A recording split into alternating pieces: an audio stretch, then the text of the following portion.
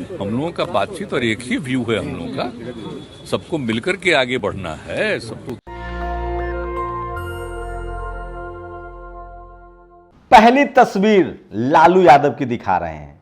Script writer हैं, ये jail से बाहर आ गए हैं, मनुवाद की छाती पर दाल रगड़ रहे हैं।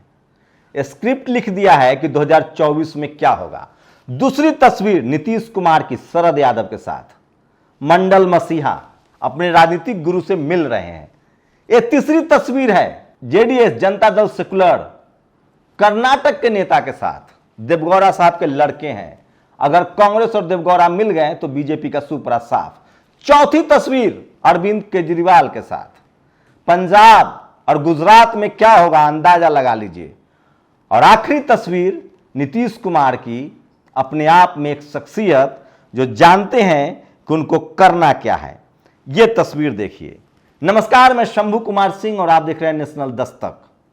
नीतीश कुमार ने कहा था जब बिहार में सरकार बनी, जब उन्होंने बीजेपी से पाला तोड़ा, तो नीतीश कुमार ने कहा कि 2014 में जो आए हैं वो 2024 में नहीं आएंगे, इसकी गारंटी लेता हूं।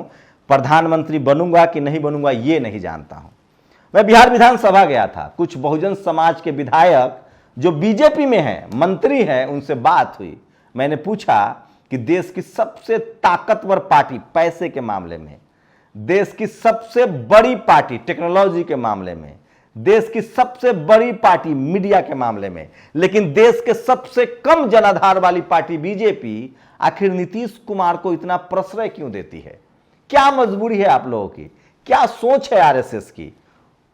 विधायक जी ने कहा कि सोच यही है कि नीतीश कुमार गुजरात डैमेज कर देंगे, उड़ीसा डैमेज कर देंगे, बंगाल डैमेज कर देंगे, बिहार डैमेज कर देंगे, यूपी डैमेज कर देंगे, मोदी का सारा औरा खत्म हो जाएगा, क्योंकि पिछड़ा बनाम पिछड़ा में मोदी नकली पिछड़ा साबित होंगे। उसी दिन समझ में आ गया था। उसके बाद से लगातार लोगों के मन में शक था, मेरे मन में भी शक था कि क्या नीतीश कुमार की कोई कमजोर नस दबी हुई है, कोई फाइल दबी हुई है। लगातार प्रोपगेंडा फैलाया गया कि नीतीश कुमार के खिलाफ चार्जशीट दायर होगी, फाइल बनी हुई है, अमित शाह के से कोई बच नहीं सकता है। लेकिन सोचिए, राजनीति के धुरंधर एक दौर था जब फूले पेरियार, अंबेडकर, जगदेव बाबू के मानने वाले रामविलास पासवान, नीतीश कुमार, लालू यादव, कर्पूरी ठाकुर, इन लोगों की चौकड़ी ने तय कर दिया था कि जगदेव बाबू की धरती, सम्राट अशोक की धरती पर दलित, पिछड़ा, आदिवासी, माइनॉरिटी, अल्पसंख्यक हो या सवर्ण समाज हो, यहां सोशल जस्टिस की लड़ाई ही चलेगी। आज भी बिहार में कोई गैर सवर्ण मुख्यमंत्री ही सूट करता है बिहार को। यह है सोशल जस्टिस की लड़ाई। अगली नीतीश कुमार की क्या रणनीति है सोचिए आप। मैंने रोज बता रहा हूं, तमिलनाडु में क्लियर है, डीएमके कांग्रेस एक साथ लड़ेगी। आप कल्पना कीजिए कि अगर बंगाल में ममता बनर्जी और लेफ्ट को एक साथ मिला लिया जाए। सीताराम येचुरी से नीतीश कुमार की बात हो रही है, मुलाकात भी हुई है, तस्वीरें भी देख लीजिए। उसके बाद बचता है यूपी, जिस पर सबसे ज्यादा सस्पेंस है। लेकिन मायावती, अखिलेश जी, लालू यादव में वो ताकत है, वो सलाहियत है कि जब चाहे एकजुट कर दें। ये पूरा स्क्रिप्ट लालू यादव लिख रहे हैं, नीतीश कुमार उसको अमली जामा पहना रहे हैं। इस देश में एससी, एसटी, ओबीसी, माइनॉरिटी की एकता की पहली बार लहर चल रही है। चुनाव होगा अगरा बनाम पिछड़ा, चुनाव होगा मंडल वर्सेस कमंडल 2024 का। लिख लीजिए। राहुल गांधी से बात हो चुकी है। राजस्थान में मायावती जी को सम्मान मिलेगा, छत्तीसगढ़ में, गुजरात में, तमाम जगहों पर मायावती जी को बराबर का सम्मान मिलेगा, क्योंकि मायावती को छोड़ के भारत की राजनीति नहीं की जा सकती है। इस देश में दलित, पिछड़ा, आदिवासी, अल्पसंख्यक छोड़ के राजनीति नहीं हो सकती है। और बीजेपी का जो टोकनिज्म की राजनीति है उसको समझ गए हैं। और सबसे ज्यादा बीजेपी ने बड़ी गलतियां कर दी है। जिस तरह से उसने हाथ डाला, अखिलेश परेशान है, मायावती जी परेशान है, केजरीवाल परेशान है, हेमंत सोरेन परेशान है। सबको टारगेट करके इन्होंने दुश्मन बड़ा बना लिया है। एक शख्स है जिसको लेकर सस्पेंस है, जगन मोहन रेड्डी या चंद्रबाबू नायडू। मैं दावे के साथ कह रहा हूं कि खेल पलट भी सकता है। जगन मोहन रेड्डी को नीतीश कुमार अपने पाले में लाने की कोशिश करेंगे। तेलंगाना में केसीआर आ चुका है। नॉर्थ ईस्ट में नीतीश कुमार की ठीक ठाक साख है, 5-6 विधायक उनके अकेले जीत के आते हैं। तो नीतीश कुमार ने जाल बिछा दिया है, शतरंज की बाजी लग गई है। अगर अगरा बनाम पिछड़ा, मंडल वर्सेस कमंडल का नारा चलता है, चुनाव होता है, तो यकीन मानिए नीतीश कुमार का काट बीजेपी के पास नहीं है। गुजरात के मुख्यमंत्री रहे नरेंद्र मोदी, नीतीश कुमार बिहार के मुख्यमंत्री रहे हैं, जहां उड़ती चिड़िया को लोग हल्दी लगाते हैं। नीतीश कुमार पढ़े लिखे हैं, लंबा अनुभव है, केंद्र में कई बार मंत्री रहे हैं, संसद के चुनाव में अपने कंस्टिट्यूएंसी में नहीं जाते। हाँ, एक चीज की कमी है, मीडिया मनी, वो भी साधने में मास्टर है, उनको पता है मीडिया का इस्तेमाल भी किस तरह से करना है। लालू यादव की साख है, लालू यादव की विश्वसनीयता है जो सब पर भारी है। एक दौर था जब लालू यादव को भ्रष्टाचारी और मजाक उड़ाया जाता था। जब से बीजेपी आई है, लालू यादव के बारे में एक तर्क जो अब सारे नेता देते हैं कि इस देश में अगर कोई निडर, जांबाज, बहादुर, सेकुलर, धर्मनिरपेक्ष और संविधान के ताकत को मानने वाला नेता है तो वो लालू यादव है। आज लालू यादव का जो मान सम्मान इस देश के तमाम एससी, एसटी, ओबीसी, माइनॉरिटी और तरक्की पसंद लोगों में है, वो किसी में नहीं है, क्योंकि सब लोगों ने जहां सरेंडर कर दिया, लालू यादव ने जेल जाना तय किया। तो नीतीश कुमार की जो तस्वीरें हैं जेडीएस के साथ, येचुरी के साथ, केजरीवाल के साथ, ये तस्वीरें और बढ़ेंगी।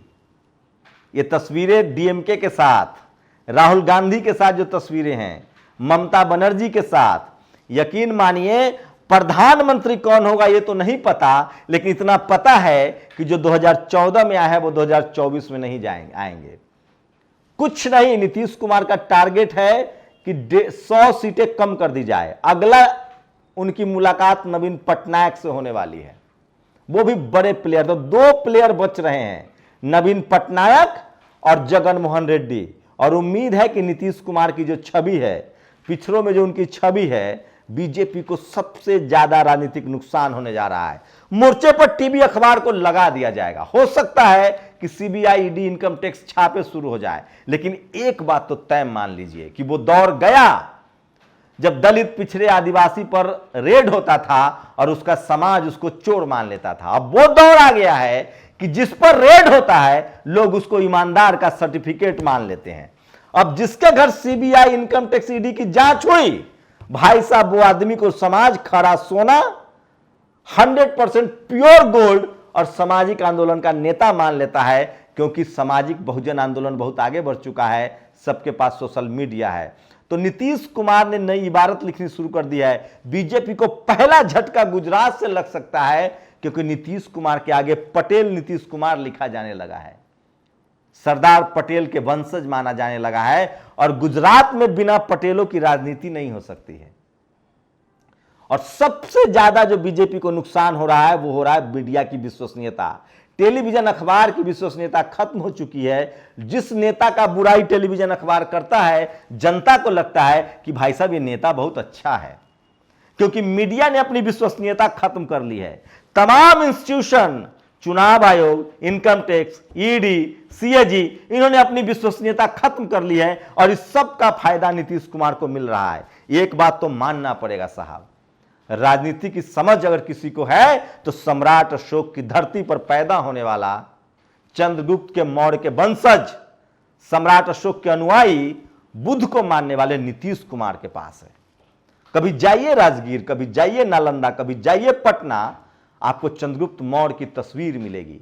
तमाम इमारतों पर उन्होंने जो बुद्ध काल के स्थापत्य हैं, जो बुद्ध काल की कलाएं हैं, उसको उकेरा है। बीएसपी सुप्रीमो मायावती के बाद बहन जी ने जो अंबेडकर पार्क लखनऊ और नोएडा में बनवाया है, उसके बाद बुद्धिज्म को लेकर सबसे ज्यादा काम नीतीश कुमार ने किया है।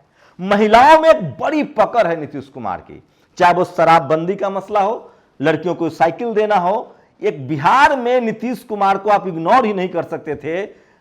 जाति के जनाधार सबसे कम नीतीश कुमार के पास है, उससे ज्यादा रामविलास जी के पास है, लालू जी के पास सबसे ज्यादा है माइनॉरिटी और यादव समाज का, लेकिन पिछड़ों में सबसे कम संख्या वाली जाति से नीतीश कुमार आते हैं। लेकिन महिलाओं में जो उनका भरोसा था, जो जनाधार था, जिस तरह से उन्होंने बिहार की बेटियों को साइकिल दिया, स्कूल तक पहुंचाया, 50% रिजर्वेशन दिया नौकरियों में महिलाओं को, पुलिस की नौकरी में, बिहार की महिलाओं ने उनको अपना वोट बढ़ चढ़ कर दिया।